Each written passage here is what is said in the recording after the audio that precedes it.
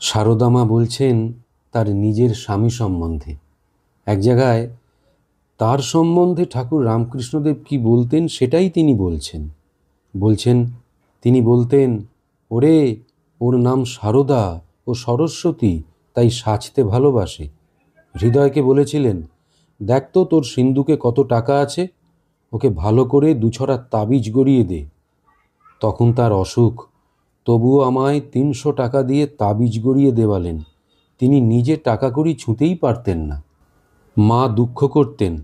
মা অর্থাৎ সারদা মায়ের নিজের মা সারদা মা বলছেন, মা দুঃখ করতেন, এমন পাগল জামাইয়ের সঙ্গে আমার সারদার বিয়ে দিলুম, আহা, ঘর সংসারও করলে না, ছেলেপুলেও হলো না, মা বলাও শুনলে না। একদিন ঠাকুর তাই শুনতে পেয়ে বলছেন, শাশুড়ি ঠাকরুন, সেজন্য আপনি দুঃখ করবেন না।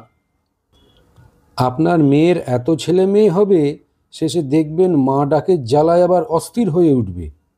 তা যা বলে গেছেন তা ঠিক হয়েছে মা।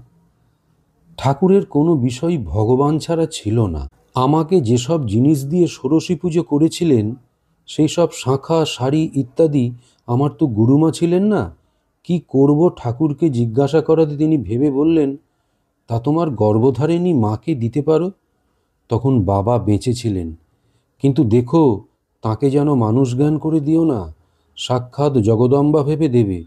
তাই করলুম। এমনই শিক্ষা তাঁর ছিল। কি অপূর্ব লাগে না শুনতে বন্ধুরা ঠাকুরের কথা সারদা মায়ের মুখে। আহা!